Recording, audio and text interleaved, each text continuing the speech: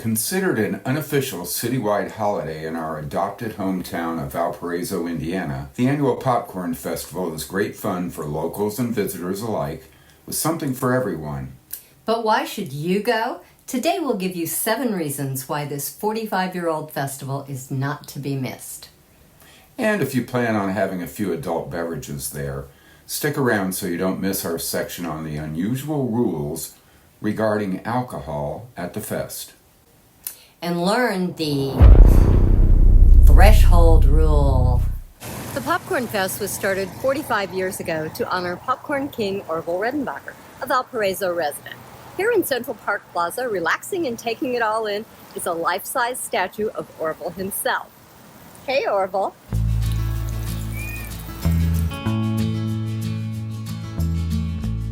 Held each year on the first Saturday after Labor Day, Valpo's Popcorn Festival attracts 50,000 people, making it one of the largest single-day fests in Indiana. Without further ado, here are the 7 reasons you need to go this year. Number 1, the festival is family-friendly. There's a parade with princesses, all kinds of floats, bands, music, people throwing candy to the kids on the sidelines. There are races. There's a Little Colonel Puff race, which is held first thing on Saturday morning, and it is for children ages 2 to 9. All right, love you. Children 10 and up are in the race with the adults, which is the Popcorn Panic, and that is either a 5-mile run or a 5K run walk. There's also an ultimate Poppin' Kid Zone with inflatables, rides, face painting, and lots of other stuff to do.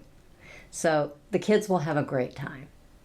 Shuttle into the fest is available, and it's southwest of town, so you don't have to fight traffic or search high and low to find a parking place, or walk miles back to your car when you park far from the fest. We're unsure about parking fees, but I do know about that. I did speak to Jessica at Valparaiso Festival and Events, and she mentioned that parking is free, but there is a charge to ride the shuttle in. And the charge this year will be $5 for an adult, but there's a maximum of $15 per family. And that gets you to and from the festival. Okay. But one thing to remember is be sure you know the time of the last shuttle pickup, or you may find yourself walking at that time of the day at the end of Popcorn Fest. Cabs and Ubers are pretty hard to come by that evening. Good advice. Number 3, there are over 250 arts and crafts booths. Shopping is plentiful, and you can spend as much or as little as you like. You do want to think about what you're buying, though, and how far you are from your car, or if you took the shuttle. We had a friend who took quite a bit of ribbing from us one year, didn't he? Well, his wife had purchased a large lawn ornament. I believe it was around 5-6 feet tall. It always stuck up above the crowd so we could always see where he was walking because he was carrying this with him, and at some point had to get it back to his car. Beware what you buy and how far you have to take it. Although some places nowadays would probably be willing to ship this to you. Yeah, or some of them will hold it for you until the end of the fest as long as you've already paid for it. Right. So for food, there are more than 50 food booths located around the festival area. They're both commercial and nonprofit, everything from St. Paul's Church pierogies to Sloppy Joe's at the American Legion, steak or pulled pork sandwiches, as well as local restaurants open with specials, sidewalk sales, etc. If you're there early enough, you can get breakfast. I think I had some really good biscuits and gravy last year. You'll find everything from snacks to a full meal. Roasted sweet corn. And you know, you need to stop by Designer Desserts. You'll see people carrying these little hot pink boxes around town. They have the most amazing cupcakes you've ever had in a multitude of flavors. So stop by Designer Desserts on Lincoln Way and get a cupcake from there. They are worth splurging on. They are. Number 5. There is a wide variety of music, everything from country music at the American Legion to local music students from Front Porch Music to bars and restaurants that have up-and-coming recording artists outside their restaurants on the sidewalk to regional tribute and cover bands in Central Park Plaza at the Northwest Health Amphitheater. Last year, we saw Small Town, which was a tribute band for John Mellencamp, who is an Indiana native.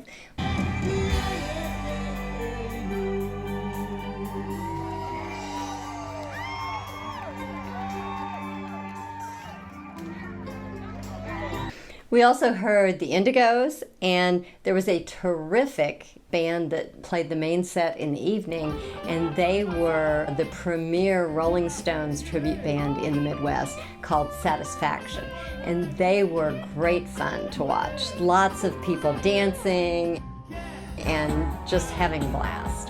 It's a shame no one knew any of the words. It was great fun. Great fun. Giant sing-along. It was. All of the festival-related music is free. However, some of the sidewalk entertainers may have a jar or an open guitar case for well-deserved tips. So number 6. Entry to the fest is free. And if you're on a budget, you can bring your own cooler of food and drinks. You can bring a chair or blanket and set up on the lawn at the park. I must remind you that no grilling is allowed there. And portable toilets are set up throughout the downtown area. Restaurants and bars probably won't be admitting anyone but customers to their bathrooms, and customers may be more of a sit-down invitation than rather going in to buy a beer. Is that a sit-down for the restaurant or a sit-down for the bathroom? Well, that's pretty funny. I'll have to check my resources on that. So Chris mentioned that you can bring your own food and beverages. You can bring alcohol into the park in your cooler as long as you have a picture ID and you are of legal age, which in Indiana is 21. Open containers are permitted that day. And behave yourself. And be aware that there are some very unusual rules regarding alcohol. Chris, what are their options? First of all, you can bring your own, like we said earlier. Secondly, there is a beer garden. Maybe they've got a beer that you like better than the one you brought or just want to try it. Go to the beer garden and purchase it there.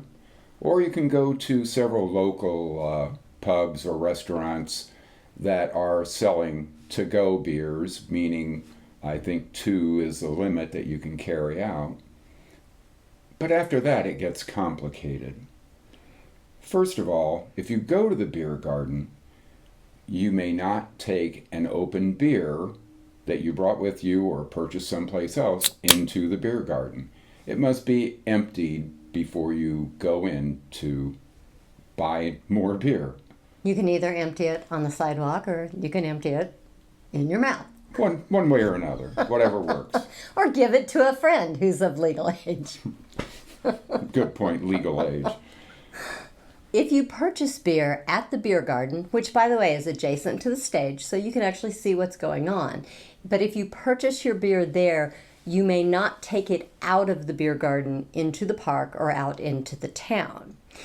The only time this kind of gets a little problematic is if one of the people in your party brings their own beer in their cooler and the rest of the party buys their beer at the beer garden.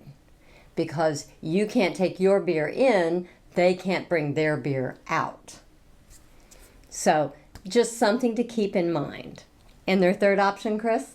So the last choice is you can purchase a beer from a local restaurant or bar. Once again, you can't carry an outside beer into that bar. So you must finish whatever you have or dispose of it. And when you go in, you order your beer and they hand it to you unopened. And it must remain unopened until you cross the threshold of the business, the restaurant or the bar. So if you open it, you're drinking it there and can't leave.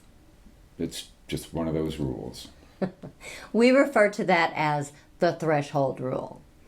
Now, if you have any question about what you can or can't do, there is always someone on the door of all of these businesses. There's someone, usually local police officers, on the gate at the beer garden. If you have any question about whether you can bring something in or take something out, just ask. They will be happy to tell you. They're very keen to what's going on, and they won't let anyone slip in or slip out without doing this correctly, because the state laws are pretty strict on events like this.